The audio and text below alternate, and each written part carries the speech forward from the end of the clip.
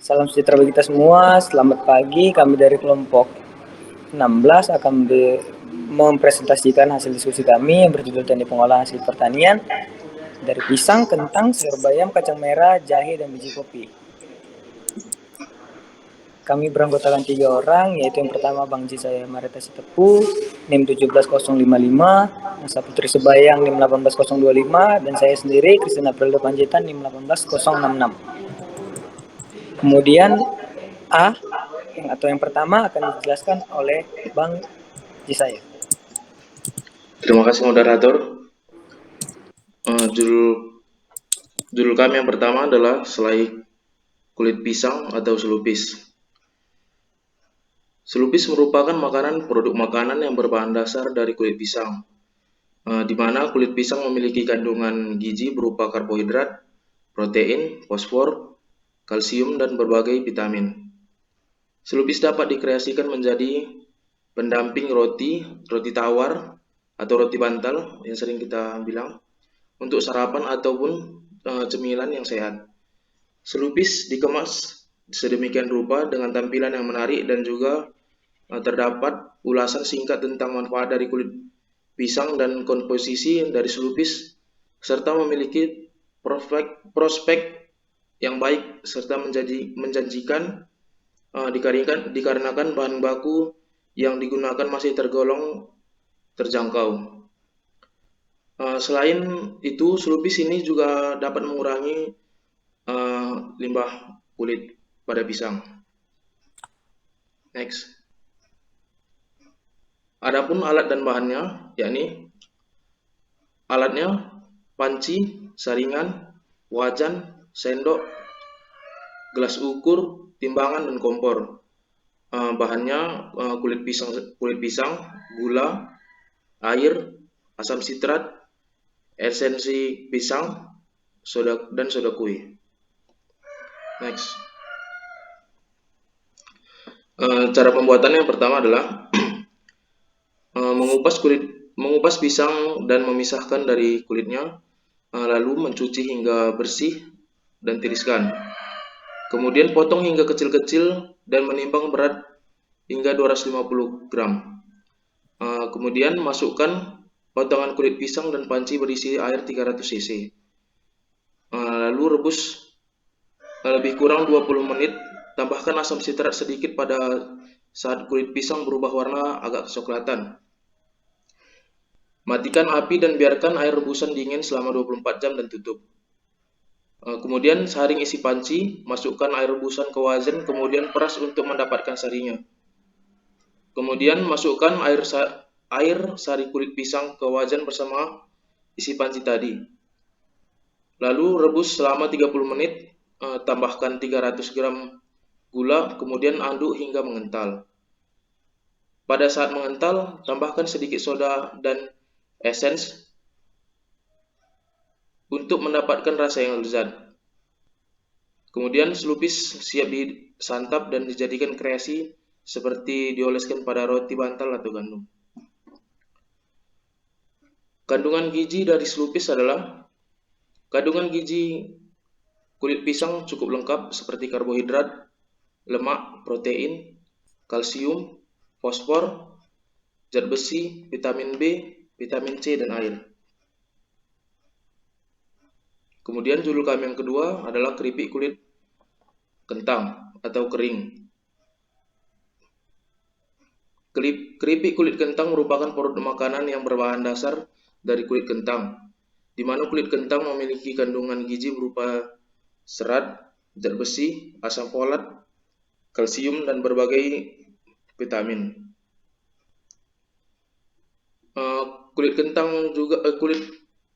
Keripik kulit kentang juga dapat dikreasikan menjadi cemilan yang dapat meningkatkan hemoglobin. Adapun alat dan bahan, alatnya adalah panci, saringan, wajan, sendok teh, piring, dan kompor. Bahan, kulit kentang, tepung bumbu serbaguna, tepung maizena, tepung terigu, kaldu bubuk, dan minyak goreng. Cara pembuatannya adalah, yang pertama, cuci bersih kulit kentang dan sisihkan. Buat di wadah baru untuk campuran tepung bumbu, maizena, serta terigu. Kemudian lumuri tepung ke kulit kentang hingga merata. Sembari itu, panaskan wajan dengan minyak yang banyak. Jika sudah panas, goreng adonan keripik kentang hingga berubah warna menjadi coklat kemasan. Kemudian angkat dan tiriskan keripik kulit kentang yang sudah matang, pindahkan ke tempat yang rapat agar tahan lama. Lalu keripik kentang siap dinikmati. Kandungan gizi dari keripik kulit kentang adalah kulit kentang dijumpai pula antioksidan efektif, asam klorogenat. Kulit kentang juga mengandung kalori 115 kalori, serat 5 gram, vitamin C 7,8 gram, asam folat 5,5 miligram, kalsium 19,8 miligram, zat besi 4,1 miligram, potasium 322 miligram, dan sodium 3,1 miligram.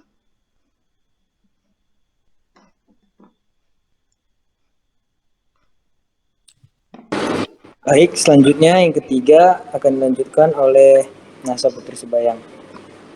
Baik, terima kasih moderator. Kita masuk ke judul yang ketiga yaitu nugget bayam. Nugget bayam di sini itu diperuntukkan untuk pemenuhan nutrisi sayur pada anak.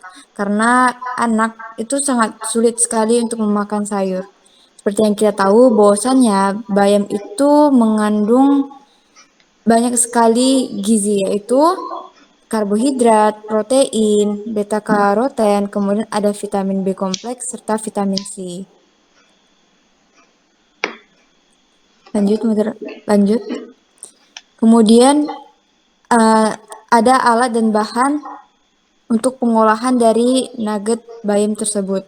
Seperti yang terlihat pada layar teman-teman semua, terdapat alat-alatnya yaitu panci kukusan, kompor, loyang, piring, sendok, serta pisau. Dan adapun bahannya berupa sayur bayam, daging ayam, telur, garam, merica, bawang putih, tepung terigu, serta tepung panir. Kita masuk ke cara pembuatannya. Jadi nugget bayam itu pertama-tama kita rebus terlebih dahulu bayam sampai matang. Kemudian campur daging yang sudah digiling dengan tepung panir, telur, garam, merica, dan bawang putih. Setelah itu semua bahan tercampur dengan rata, kemudian kita masukkan bayam yang sudah direbus tadi dan kita aduk lagi menjadi sampai rata. Setelah semua bahan tercampur, kemudian kita masukkan ke dalam loyang, kemudian kita kukus sampai adonan tersebut menjadi matang. Setelah matang, kita diamkan sampai dingin, kemudian kita potong sesuai dengan bentuk yang kita inginkan. Lalu, setelah kita bentuk, kita celupkan ke dalam putih telur, lalu kita gulingkan ke dalam tepung panir. Nah, setelah itu kita bisa goreng atau kita masukkan ke dalam kemasan dan bisa dibuat menjadi peluang ide bisnis. Lanjut.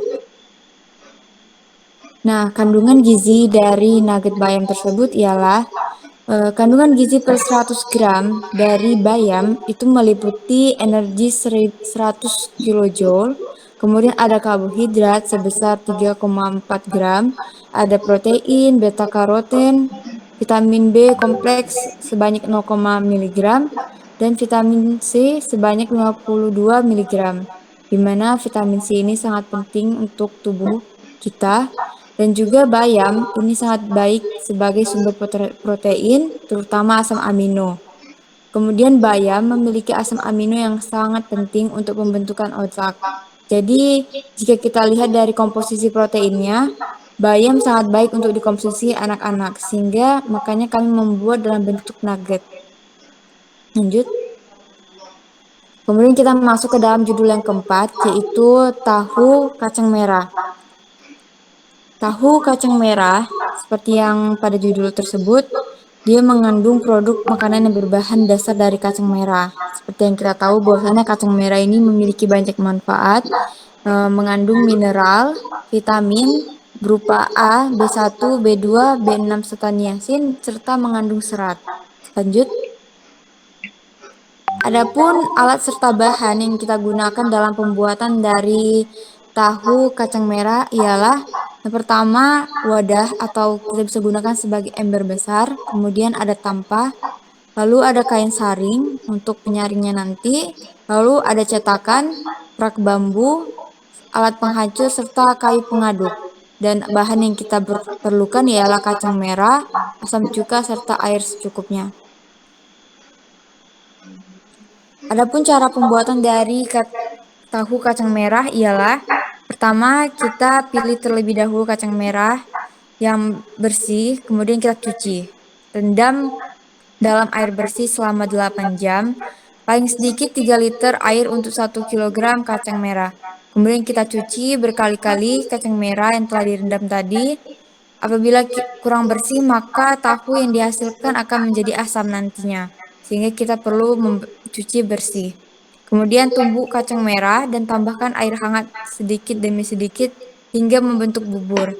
Kemudian kita masak bubur tersebut sampai dia pada suhu 70 sampai 80 derajat Celcius.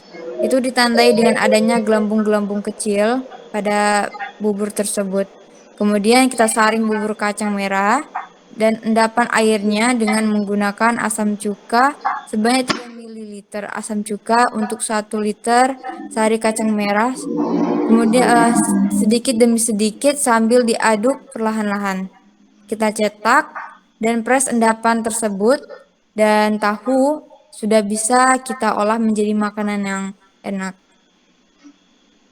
Nah, adapun kandungan gizi dari tahu kacang merah tersebut ialah jadi setiap 100 gram dari kacang merah yang kita konsumsi itu kita mendapatkan mineral berupa Ca, P serta Fe dan vitamin A, vitamin B1, B2, B6 serta niacin dan juga 4 gram serat yang terdiri dari serat yang larut dalam air dan serat yang tidak larut dalam air. Jadi serat yang larut dalam air ini mampu menurunkan kadar kolesterol dan kadar gula darah. Baik, kita akan masuk ke judul yang kelima, yaitu es krim jahe merah. Es krim jahe merah merupakan produk makanan yang berbahan dasar dari jahe, di mana jahe memiliki kandungan minyak atsiri yang paling banyak digunakan untuk industri obat-obatan. Lanjut. Adapun alat dan bahan dari es krim jahe, yaitu yang pertama alat, blender, mixer, freezer, pisau, saringan, talenan, dan baskom. Bahan yang digunakan yaitu yang pertama jahe merah, whipping vanila, air, susu kental manis, susu full cream, vanili, dan garam. Lanjut. Cara pembuatan dari es krim jahe dibagi dua, yaitu yang pertama kita membuat dulu sari jahe. Cara membuat sari jahe yang pertama yaitu kupas semua jahe yang akan dibuat sebagai es krim, kemudian potong menjadi beberapa bagian lebih kecil, cuci jahe hingga bersih, kemudian masukkan ke dalam blender dan tambahkan 150 ml air. Tunggu sampai jahe halus. Kemudian angkat dari blender, pisahkan ampas dengan air menggunakan saringan. Tunggu 20 menit hingga air jahe dan endapan jahe terpisah.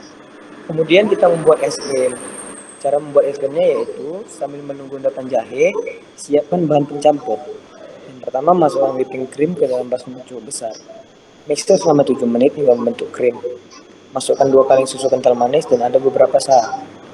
Masukkan susu full cream, aduk sampai tercampur dan masukkan vanili 1 sendok teh dan campur dengan sedikit garam. Terakhir, masukkan air jahe yang telah terpisah dari endapan, aduk beberapa saat hingga merata. Lalu tuangkan ke dalam cup yang telah disediakan, kemudian simpan dalam freezer. Maka es krim jahe dapat dikonsumsi. Adapun kandungan gizi dalam es krim jahe yaitu jahe merah memiliki kandungan minyak atsiri 2,58 sampai 2,72%. Zat aktif dalam minyak atsiri antara lain sorbitol, gingerol, zingeron, dan zat-zat antioksidan alami lainnya. Memiliki khasiat untuk mencegah dan mengobati berbagai penyakit dari yang ringan sampai yang berat. Jahe sendiri dapat dimanfaatkan untuk mencegah mabuk perjalanan, membantu mengatasi mual-mual, dan membantu meredakan rasa sakit ketika menstruasi.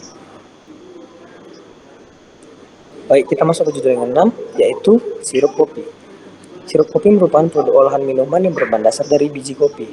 di mana biji kopi mengandung senyawa antioksidan yang berperan terhadap manfaat kesehatan, termasuk perlindungan dari berbagai penyakit seperti penyakit jaringan lunak yang terjadi karena adanya invasi bakteri, virus, antigen, dan lain-lain. Adapun alat dan bahan dari sirup kopi, yaitu alat yang digunakan yang pertama kompor, wajan tanah liat, panci, sendok, baskom, spatula, pisau, layakan, blender, timbangan, dan botol kemasan. Bahan yang digunakan dalam sirup kopi yaitu yang pertama, biji kopi, gula pasir, dan air secukupnya. Cara pembuatan dari sirup kopi yaitu menyiapkan alat dan bahan, menyiapkan kopi yang sudah dipilih, menyangrai kopi hingga mengeluarkan aroma yang kuat dan didiamkan selama 24 jam. Menghaluskan kopi yang sudah disangrai dan didiamkan selama 2 jam. Memanaskan bubuk kopi yang sudah dihaluskan dan dibiarkan hingga suhu menjadi dingin. Menyaring bubuk kopi yang sudah dipanaskan untuk memisahkan ampas kopi dan larutannya. Menambahkan gula pada larutan kopi, kemudian dipanaskan lagi dan diaduk sampai agak mengental dan dibiarkan beberapa menit hingga suhu menjadi dingin. Melakukan pengemasan sirup kopi. Next, kandungan gizi dari sirup kopi yaitu yang pertama, kopi mengandung senyawa antioksidan yang berperan terhadap manfaat kesehatan, termasuk perlindungan dari berbagai penyakit, seperti penyakit jaringan lunak yang terjadi karena ada infeksi bakteri, virus, antigen, dan lain-lain. Senyawa antioksidan tersebut antara lain adalah kafein, fenol, dan asam klorogenat. Antioksidan merupakan zat yang mampu melindungi tubuh dari serangan radikal bebas yang mampu merusak struktur membran sel. Baik, terima kasih. Itulah hasil presentasi kami dari kelompok 16. Terima kasih atas perhatian teman-teman semua. Mohon maaf jika terdapat salah penulisan ataupun pengucapan kami. Terima kasih semua.